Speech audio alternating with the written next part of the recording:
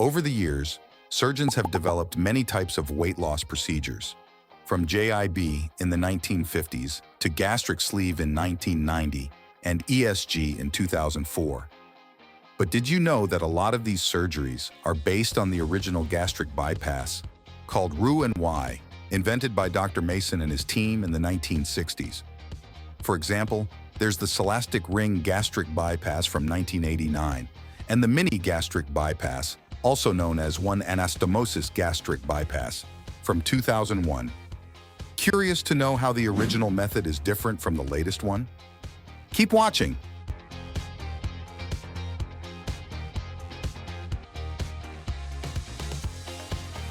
Hi everyone, my name is Dr. Hector Perez. I'm a board-certified bariatric surgeon doing surgeries currently in Cancun, but also doing surgeries in Tijuana. I did my med school in a private school here in Mexico called La Salle. I went there for 6 years to get my degree in medicine. Afterwards, I went to University of Miami at the Jackson Memorial Hospital, where I did my internship over there. Afterwards, I did my residency here in Mexico. And after I finished my residency of 4 years, I did a fellowship on bariatric surgery. I've been working as a sole bariatric surgeon for 17 years now. I've done close to 10,000 patients so far.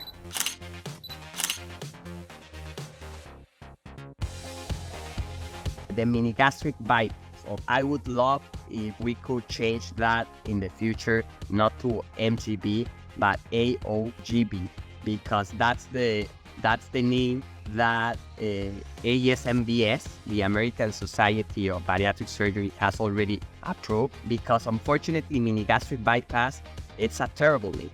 Because, and I'm going to tell a little bit of history.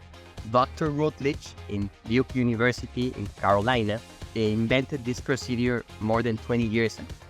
And he called it mini gastric bypass because back on those days, most of the surgeons doing gastric bypass worldwide were doing them open surgery, and he did it minimally invasive. So he called his gastric bypass mini gastric bypass. But nowadays, you see a lot of information in forums that, what did you have, the mini gastric bypass or the full gastric bypass? No, it's called mini, not because it's less. That's a very common misconception.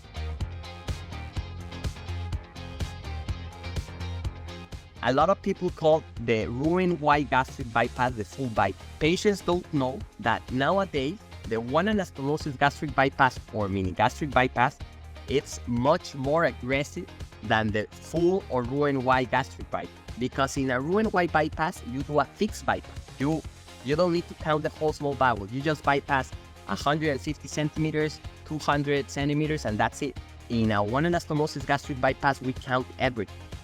So if we find a patient with 20 feet of small bowel, I'm not going to bypass 5 feet. I'm going to bypass 10 feet. That way, I'm going to be sure that the patient will lose weight but still be well nutritioned. Nowadays, we have follow-up of this new bypass for over 10 years.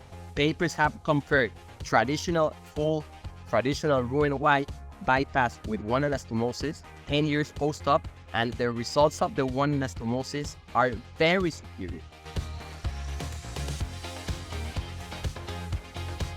The risk of hernias in a Roux-en-Y, it's between 4 and 8%. With the one anastomosis is less than 2%. So that's why it's been so popular nowadays. And the risk of marginal ulcers is also under 2%. So that's why it's being so popular, because we always think about complications immediately. You need to think about long-term complications. And one anastomosis have shown much better results reducing long-term complications. MBS guiding you on your weight loss journey.